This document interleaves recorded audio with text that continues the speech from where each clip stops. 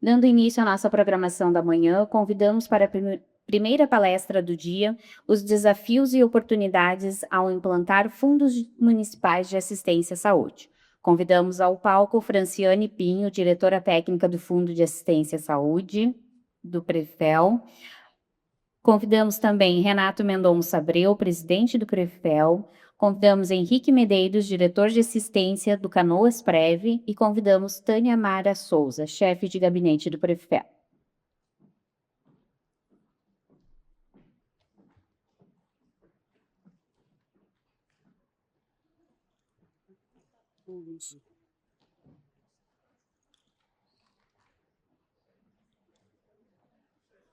Sejam bem-vindos, a palavra está à disposição. Aqui. Bom dia. Bom dia, pessoal. Eu estou aqui hoje só para mediar, gerar um pouquinho de conflito, né, entre o Canoas e o Prefel. Só para a gente estimular um pouquinho a conversa. O objetivo aqui é cada município falar um pouco a sua experiência, como funciona o Fundo de Assistência Médica em cada município. E lembrando o nosso auditor ontem, o nosso jurídico, o Leandro, que falou que os fundos de assistência médica não é uma obrigação legal, então é uma questão, uma gestão, a iniciativa do gestor. Então, a gente está aqui hoje para dizer assim, que é importante e necessário, né? Então, a primeira dúvida, assim, a questão que a gente queria saber, como foi, como é, quais são as maiores desafios do Fundo de Assistência Médica do município de vocês? Não sei quem quer começar, se tu quer, mas, por favor. Bom dia a todos.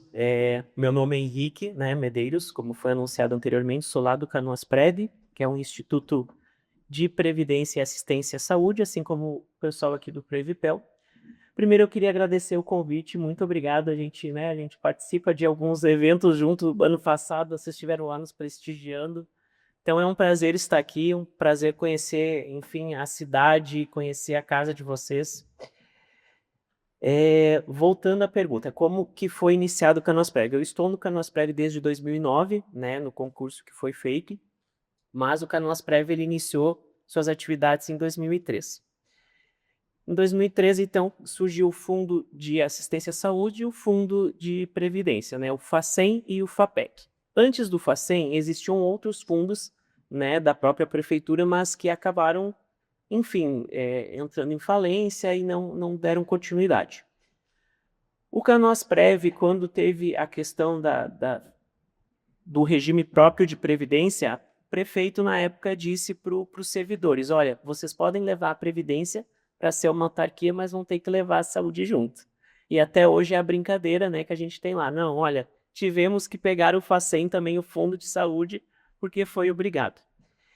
Mas o intuito, não sei se era o objetivo da pergunta, sempre foi dar essa assistência ao servidor, né? A gente sabe que os maiores servidores, normalmente lá em Canoas, os professores, né? Então, era dar essa assistência maior, principalmente para os servidores, que era aquele servidor que estava na sala de aula, que às vezes não poderia faltar, que às vezes, né, ficava doente, mas não tinha quem substituir. Então, o início do Canoas Prev, acredito que foi assim. Aí, aos poucos, foi né, expandido. Quer comentar? Não. Vai. Então, dá para cá. Nós vamos ficar brigando aqui, né? Por isso que nós temos a Tânia de mediadora aqui, né, gente? A gente vai ficar brigando aqui para ver quem é que vai falar. Gente, assim, ontem a gente já apresentou o Previpel, né?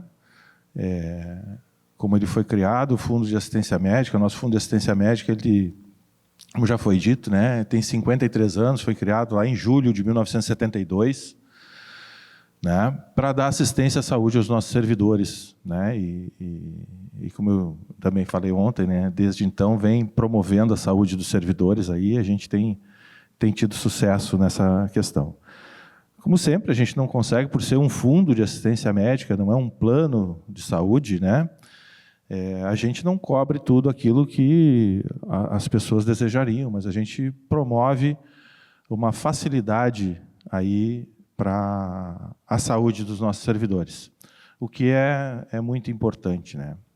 Então, ter um fundo de assistência médica, isso representa para os nossos servidores uma economia, né, de tudo, na parte de contribuição, por causa que nós aqui, a nossa contribuição é 4%, 2% do servidor, 2% do ente. Isso dá uma média mensal aí por vida, né? Como também foi colocado ontem aqui, na faixa de R$90 de contribuição por vida mês, né? O que é um custo muito baixo. Então, para o nosso servidor, isso tem uma grande importância, né? E também para o próprio ente público, né? A própria prefeitura, na questão de economia, na questão, né, de diminuir despesas, que os planos de saúde que vêm atender, né, eles são bem mais caros, né? O custo para a prefeitura, o custo para o servidor, ele é bem mais alto. Então, por isso que também a gente está promovendo esse seminário para fomentar a criação de novos fundos, porque é uma alternativa da gente baratear o custo para o servidor e para o próprio município. Então, a gente pensa dessa importância do Fundo de Assistência Médica, né, para o geral dos nossos servidores, né? Isso eu acho que é o ponto principal, né, que a gente tem aqui na questão da assistência à saúde. Tá? Não sei se a Fran quer falar alguma coisa. Então, né, como o Renato falou, estamos aí há 53 anos e cada vez mais a gente traz benefícios para os servidores. A nossa rede credenciada tem aumentado, ainda falta, claro, algumas especialidades que não temos, como neurologista, entre outros. Mas o FAM, a gente brinca que é uma mãe, né? Porque além de cobertura para assistência médica, nós damos a parte odontológica também. A parte de contribuição, né, o dependente não precisar contribuir, são raros os fundos que existem, mas a grande maioria ainda de fundo que existe tem a contribuição ou por idade, faixa etária, ou os dependentes têm uma contribuição também. Então, é basicamente isso, né? O nosso FAM a crescer cada vez mais. Quantos por cento ela não teu, Henrique? A contribuição lá de vocês, como é que funciona? A contribuição do Canosprev é 5% do servidor e 5% da patronal da prefeitura. Ok, igual. Aí os dependentes, né, cada um também tem um percentual de cobrança. O filho até 18 anos é 1%, acima de 18 é 5%. Pode ficar até os 28 anos. Ok. Como eu trabalho lá no Previpel, eu sei que a gente tem muitos desafios, né? E o FAM é um também, a gente sabe que tem. Eu queria saber de vocês quais são os principais desafios que tem. Como eu não trabalho diretamente, né, mas eu sei que a gente tem algumas dificuldades. Então, quais são os principais desafios que vocês consideram no fundo? Principais desafios. A gente tem até o meio-dia. Posso ir falando? Tem bastante coisa. A Fran comentou agora a questão de neurologista, né, citando uma especialidade. A gente também tem muita dificuldade, principalmente agora tu tocou no assunto do o neuropediatra, né? É uma especialidade que ela está escassa, né, no mercado. A gente, em Canoas, é do lado de Porto Alegre, a gente tem a Santa Casa, que é credenciada, que tem 8 hospitais, e eles não têm neuropediatra para nos atender.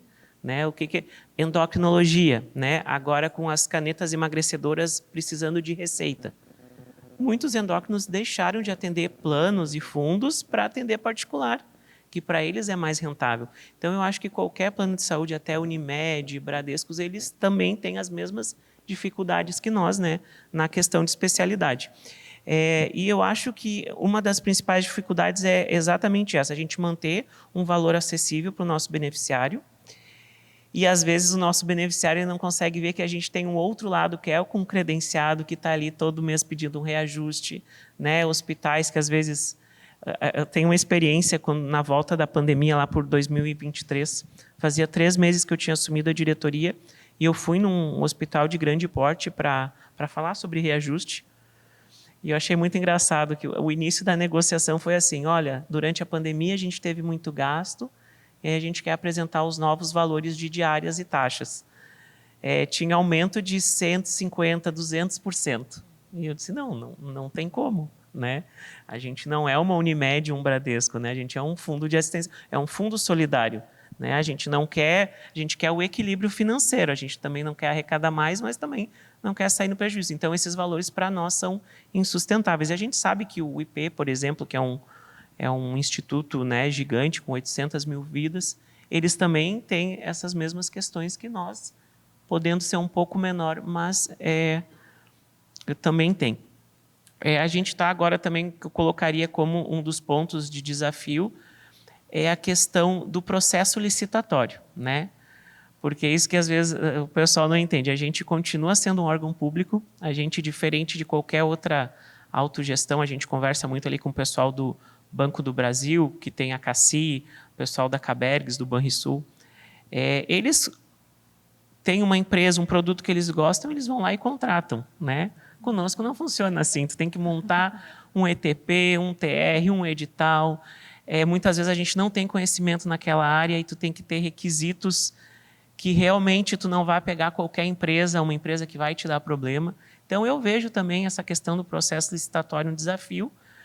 Claro, a gente tem uma vantagem de outros planos de saúde que a gente não é regido pela ANS, acho que acredito que vocês também não, o que nos facilita, porque também é o que a gente conversa com as outras operadoras de saúde, que às vezes a ANS tem regras muito específicas que fiquem insustentável, né? Mas eu vejo também o processo licitatório como um desafio.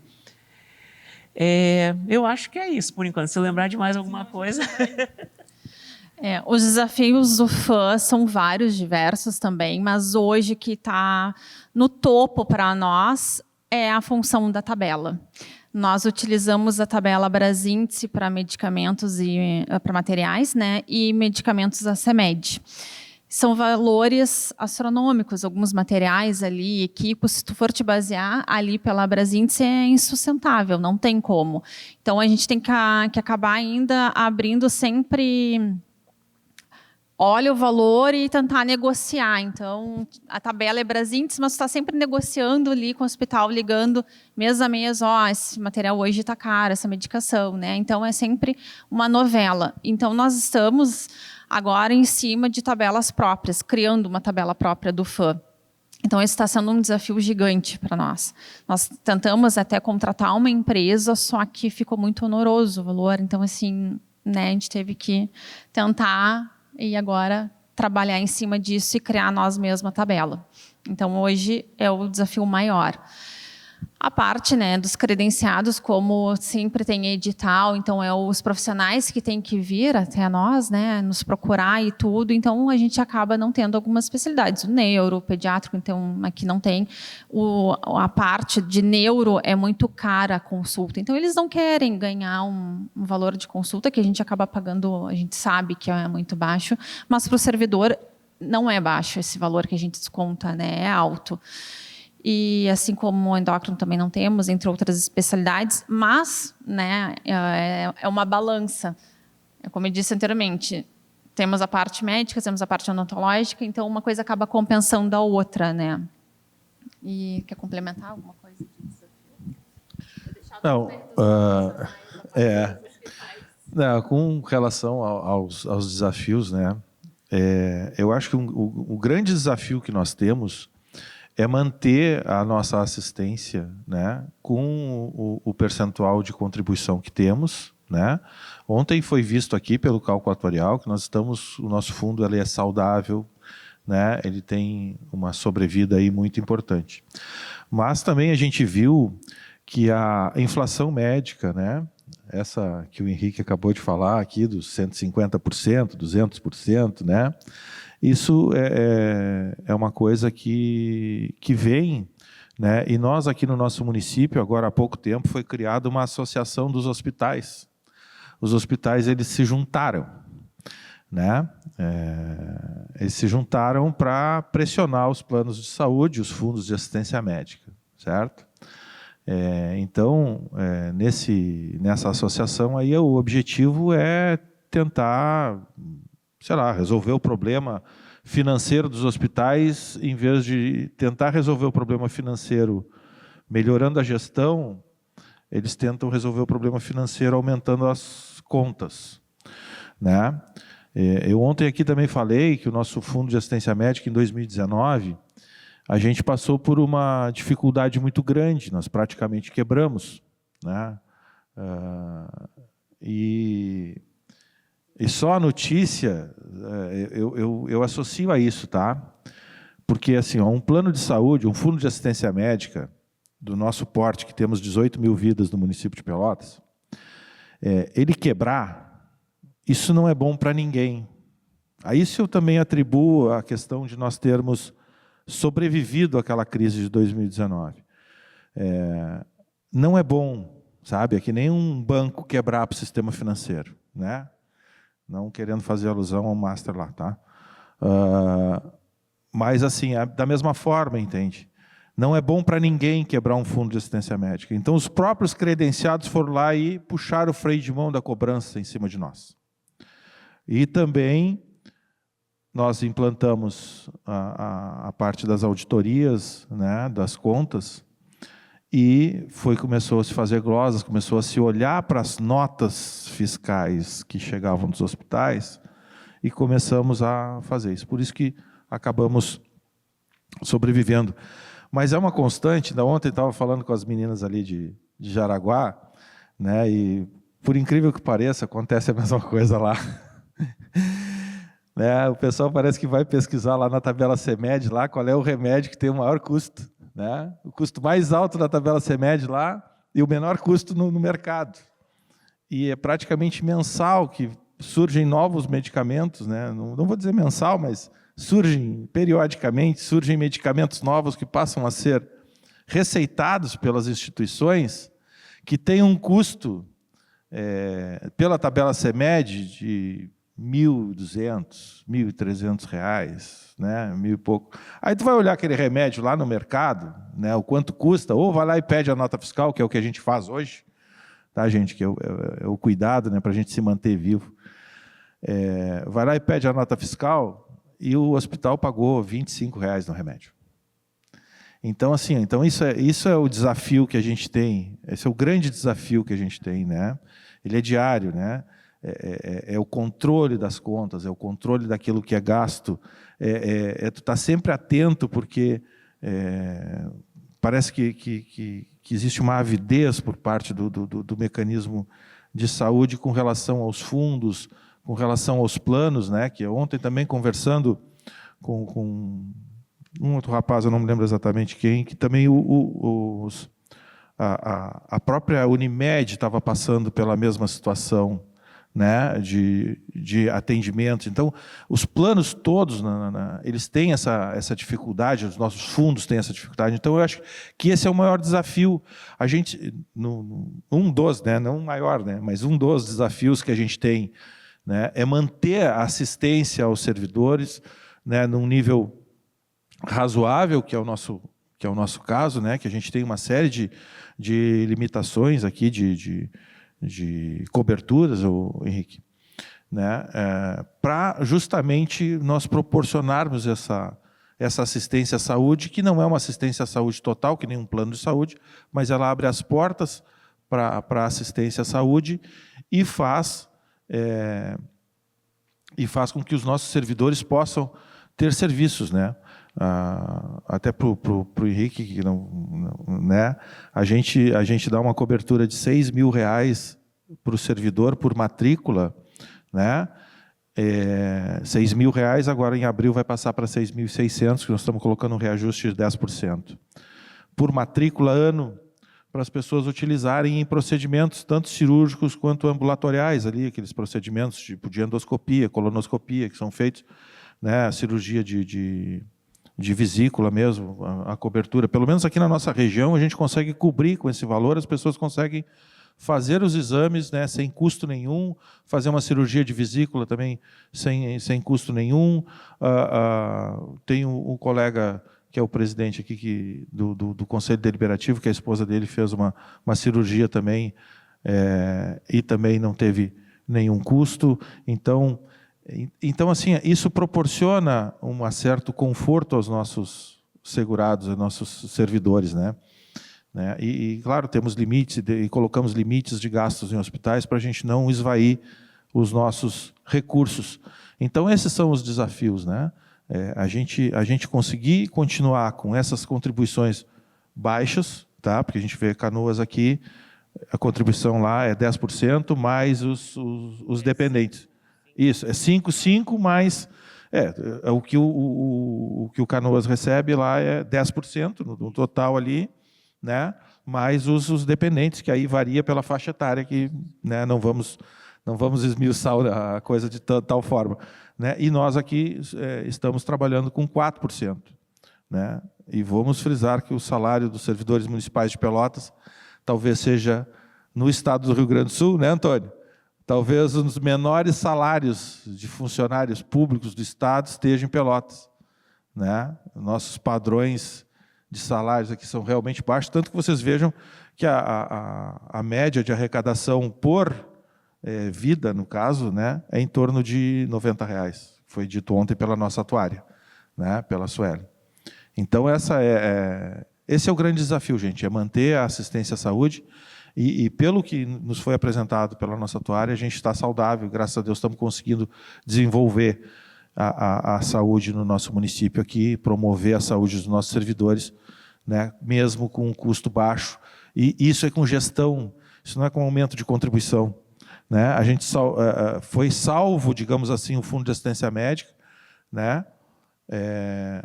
Sem aumento de contribuição, embora tenha se feito um projeto para se cobrar dos dependentes naquela época lá, e esse projeto ficou arquivado e continua lá parado, arquivado, não se movimentou. Mas esse projeto também seria, projeto para você ter uma ideia, para resolver o problema na época que nós estávamos quebrando, seria a contribuição de 2% para os dependentes, independente de quantos dependentes tivesse cada matrícula, certo? Então, também não seria uma coisa absurda. Nós pularíamos de 4%, que é o que a gente recebe hoje, somando 2% do servidor, 2% do município, somaria mais 2%, ficaríamos recebendo aí 6% no total. Tá? Esse eu acho que é um grande desafio que a gente tem. Tá? Eu não vou me estender, já estou falando demais a respeito do assunto. Sim, só para complementar, falando sobre as tabelas médicas, né, a Brasíndice e a Simpro, que são tabelas nacionais e que quando tu vai negociar com o hospital, eles exigem, né? A gente também agora está há muito tempo para fazer uma tabela própria. Na segunda-feira a gente teve uma reunião com um hospital grande para negociar essa tabela própria. Não é fácil a negociação, não é fácil fazer essa tabela, porque a gente tem um servidor, né? A gente não pode contratar alguém, mas a gente tem que fazer um concurso público. Então, tem que dizer para o servidor, tu fazer o teu trabalho, né? Por exemplo, a nossa enfermeira faz a auditoria das contas e mais a tabela. Então, agora que a gente conseguiu terminar, depois de 2, 3 anos em cima dessa tabela, mas realmente é um grande desafio e é o que diminui nossa despesa. As diárias e taxas, quando a gente foi negociar com o hospital, eles já disseram, tudo bem, a gente pode aderir à tabela de vocês, mas a gente vai querer aumentar a diária do quarto privativo e semiprivativo. Né? Então, tudo tem um contraponto, tudo tu tem que, né, ter essa negociação, que é uma das maiores dificuldades. Vamos trocar figurinhas, então, para tentar ajustar e a gente conversar na nossa tabela. Outra pergunta, eu me lembro, acho que foi lá no encontro que nós fomos, vocês têm coparticipações nas cirurgias, não? Temos. Como é que funciona? A gente também teve a crise de 2019 lá, que a gente devia para todos os credenciados, enfim. Então, foi feito um reajuste na nossa legislação. Então, na época, né, a gestão da época optou por não aumentar a mensalidade, o FACEM mês, né, manter os percentuais que já estavam e começar a ter a coparticipação no ato, que antes era descontado em folha, e aumentar algumas questões. Por exemplo, de 5% para 10% em internações cirúrgicas. Ah, mas aí o servidor tem que pagar 10% no ato. Não, é descontado no contra-cheque a parte cirúrgica, porém em parcelas de 5% do salário dele. Então, não importa qual é a dívida dele. Se 5% do salário é R$100, ele vai ter o desconto dos R$100. Isso, por incrível que pareça, ajudou um pouco também. E aí começou a ter coparticipação nas cirurgias ambulatoriais.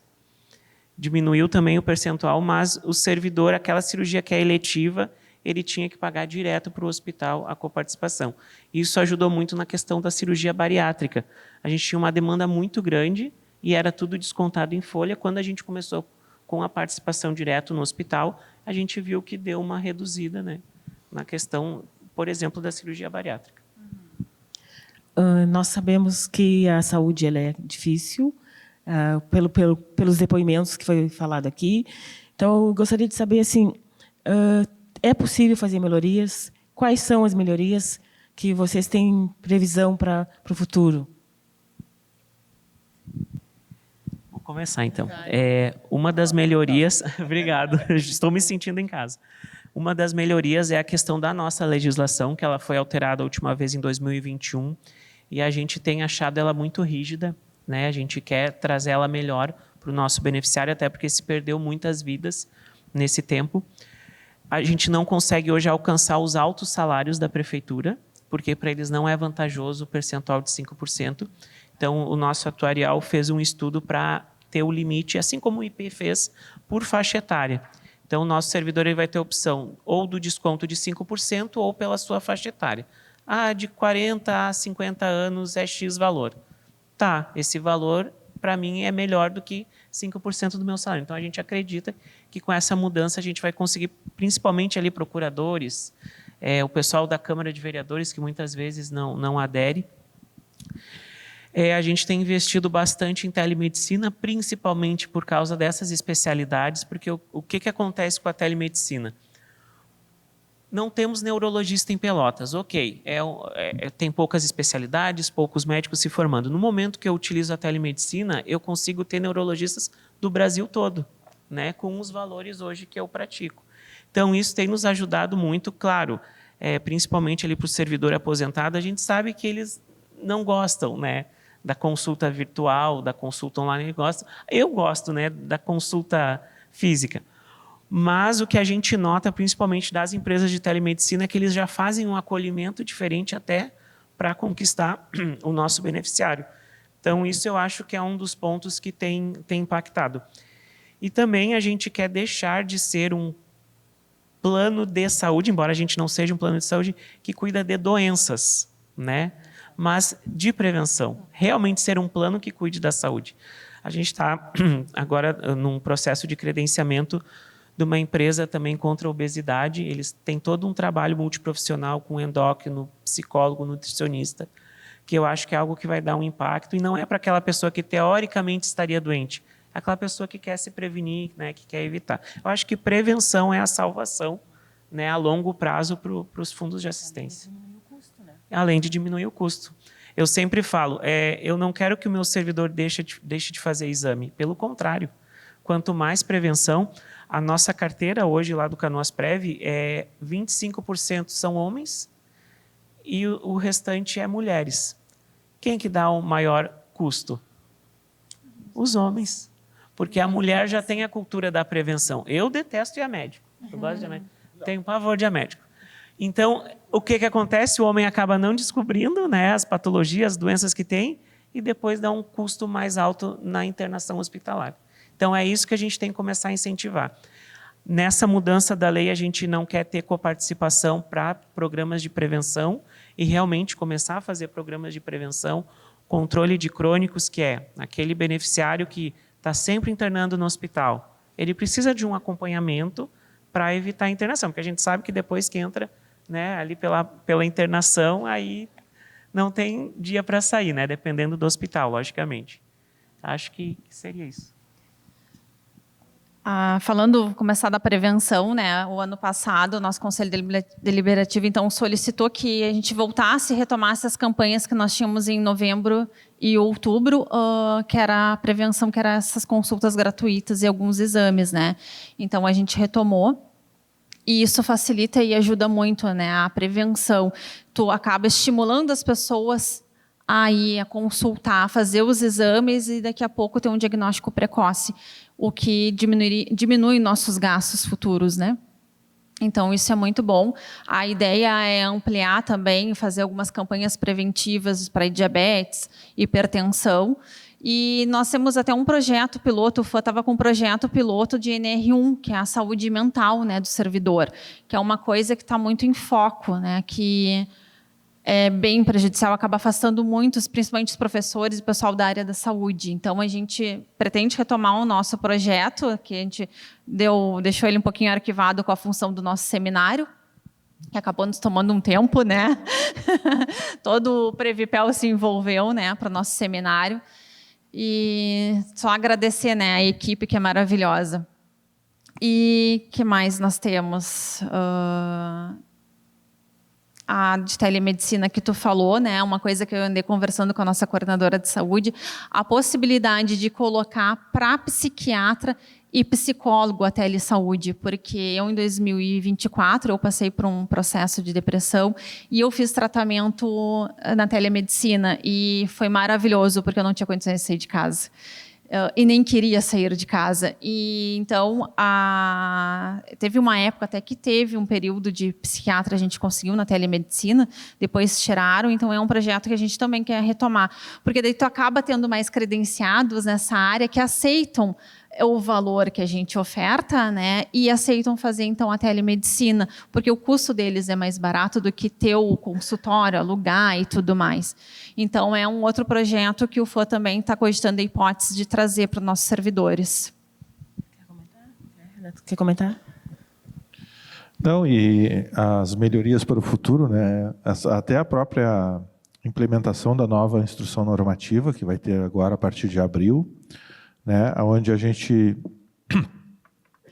já vai abrir editais, né, para psicólogos, que nós não tínhamos cobertura, porque a nossa tinha uma interpretação equivocada da nossa lei de fundação lá, né, que entendia-se que não podia ter psicólogo no quadro.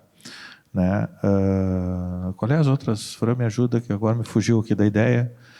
Deixa eu pegar no meu papelzinho as outras especialidades que a gente vai poder abrir edital, gente. Fugiu da ideia aqui. Isso, fonoaudiólogo e terapia ocupacional. Tá? Que nós vamos abrir credenciamento. Vocês não deem bola, viu? De vez em quando a gente fica aqui olhando para vocês aqui, dá branco, né? Ontem me deu branco no nome do secretário, gente, pelo amor de Deus. Né? Na hora de chamar o secretário, me fugiu o nome do homem. Né? Então, às vezes acontece isso, né? Então, essas especialidades, né, também voltadas para as questões do transtorno do espectro autista, que nós temos alguns casos, inclusive alguns casos judicializados, né? Então, para a gente poder dar cobertura, de certa forma, a isso, embora seja com coparticipação, que foi colocado na IN, mas isso são melhorias que a gente tenta promover, trazer mais especialidades para os nossos servidores. Tá? Não vamos estender mais. Quer comentar? Nós falamos das melhorias, dos desafios, e eu queria saber, assim, tem algum ponto, alguma coisa que vocês têm a destacar do fundo de cada município, que penso que não foi dito? Tem alguma coisa assim que precisa dizer? Vou pensar. Não, o que eu sempre gosto de dizer para o servidor, principalmente porque antes de ser diretor, eu trabalhei 10 anos no atendimento, ali na autorização de exames, cirurgias. Então, a gente acaba tendo um contato maior com o servidor, enfim. Às vezes ele fica na dúvida, eu estou pensando em ir para a Unimed, eu estou pensando em ir para o Bradesco. Eu digo, olha, lá você vai falar com uma inteligência artificial, né? Aqui tu está falando com o teu colega, né? E eu acho que é esse olhar que a gente sempre tem que ter para o beneficiário, ele é o meu colega, né? Às vezes o pessoal também reclama, mas para mim fica muito caro o FACEN. Eu digo, sim, tu realmente pode estar mais caro, mas tu está contribuindo para um fundo que o teu colega, que de repente tem um valor menor, tua contribuição vai ajudar dele, né? Então eu acho que essa visão de comunidade, essa questão é o que nos destaca, né, como fundo de assistência de um plano de saúde. O servidor ele tem mais acesso às vezes é algo novo, é uma doença nova, uma doença rara, a gente vai atrás de médico, a gente vai atrás, né, enfim, para conseguir resolver. Então, eu acho que esse é o nosso maior diferencial. Eu sempre, quando eu vou em alguma palestra com os servidores, eu digo, o maior diferencial é a questão humana, né? Tu tá lidando com o teu colega e não com simplesmente um cliente que tu quer, né, que mantenha. Então, eu acho que destacaria isso, né, como principal. Vou puxar para o meu assado, então, né? Lá no FAM, a gente está sempre de portas abertas para receber o nosso servidor. E a gente trata a saúde deles. E eles chegam lá muitas vezes com a saúde, né, deficitária. E eles precisam de um carinho, de uma atenção, de um cuidado, né? Poder ter alguém para ouvir eles. E essa é a diferença, como tu está falando, para um plano de saúde. O plano de saúde não tá ali para te ouvir, não está ali para te escutar, para te dar um acolhimento, né, que tu está precisando naquele momento. E nós do FAM, assim, toda a equipe, né, FAM, Previpel, está sempre de portas abertas ali dentro do nosso horário para receber o servidor, para tentar escutar, tentar resolver o problema deles. Às vezes o servidor procura o hospital entra também em contato com a gente, Fran, estou com uma demanda assim, está numa situação, aí a gente tenta ver o que dentro das nossas possibilidades, né, e dentro da lei a gente consegue dar de assistência para aquele servidor. Infelizmente, às vezes a gente tem que dar uma negativa, porque não temos a jurisdição, né, não tem a lei a nosso favor.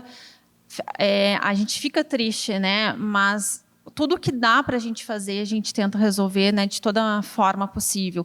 Teve até um caso seguido que eu entrei o ano passado, de uma servidora que tinha que operar o filho em Porto Alegre. A gente tentou de tudo, mas na nossa lei diz que a gente só pode dar cobertura dentro de Pelotas. Mas a gente vai atrás, a gente procura e a gente tenta, né? Nem sempre é positivo, mas a gente está lá, de braços abertos, né, para tentar e resolver o problema do nosso servidor. Só citando um exemplo, a questão das medicações quimioterápicas que muitas vezes não tem cobertura.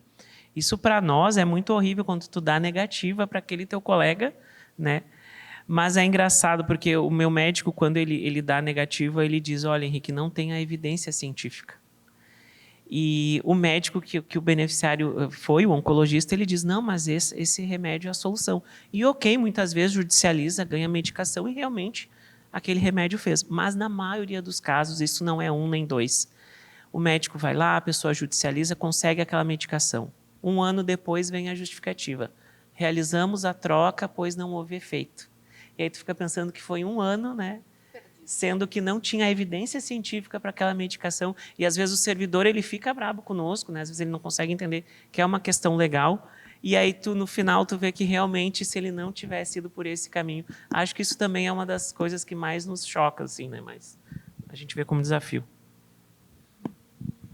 Comentário, presidente, não? Não, eu só vou comentar uma coisa que eu acho que não foi comentado aqui até agora a respeito do nosso fundo, que não é nem nessa área aí, só porque acho que a gente não falou. O nosso fundo de assistência médica, gente, ele atende apenas os estatutários. Ele não abrange os seletistas, né? Embora nós estejamos com estudos e provavelmente a gente vai conseguir, né, nas melhorias, aquelas que a gente estava conversando antes, eu esqueci de falar, seria a inclusão dos seletistas no nosso fundo de assistência médica, né? Acho que não tinha sido dito aqui ainda, né? Que o fundo ele só é para estatutários, né?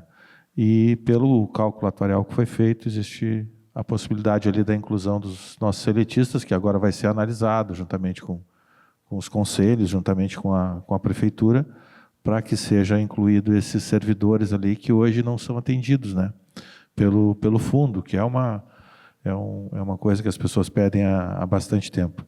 Era só isso. Com relação ao resto, está tudo perfeito aí. Pois não. Fique à vontade. Tudo bem, meu nome é Tatiane, sou do Conselho Deliberativo e sou diretor dos sindicatos municipais. E a minha pergunta era mais para o colega do Canoas Prévio. Prazer, né, tá somando aqui com a gente. A minha pergunta era no sentido, porque eu vi que tu fez uma colocação que em Canoas vocês tentam buscar os colegas da Procuradoria, vocês tentam buscar os colegas da da Câmara de Vereadores, servidores, não é? Então a sensação, talvez eu tenha me equivocado, que o plano de vocês, ele não é que nem o nosso. O nosso, por exemplo, eu entrei para a prefeitura hoje, eu já estou como estatutária ingressando no nosso fundo. Eu não tenho escolha, só no posterior que eu posso me organizar e entrar, não é, com pedido de saída, mas eu entro direto. Em Canoas me deu a sensação que é diferente, não é?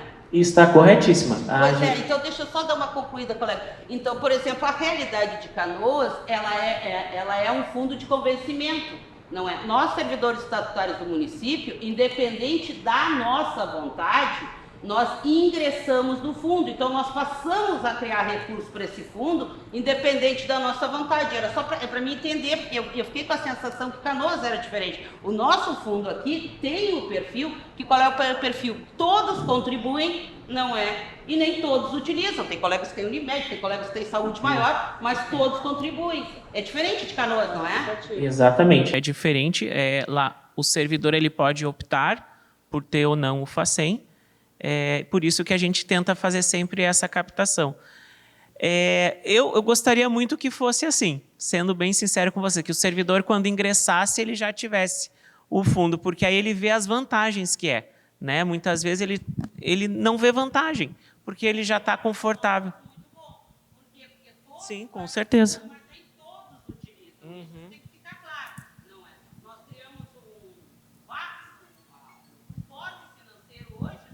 Exatamente. Porque não são todos, se todos utilizados não teríamos problema até, não é? Mas nós teríamos, porque todos participam, ele é um fundo literalmente solidário. Exatamente. Sim, eu acho que essa é a essência do fundo, é realmente ser solidário. Canoas é solidário, Pelotas é solidário, Canoas não. Tinha que gerar um conflito. É verdade. Então, a gente agradecendo a presença do diretor lá do Canoas Prévio, Henrique Meirelles, a diretora do FOI, o presidente. Nós encerramos aqui a nossa participação e muito obrigada a todos. Muito obrigado. Obrigada pela apresentação. Peço que o presidente Renato entregue um mimo ao Henrique do Canoas Prev.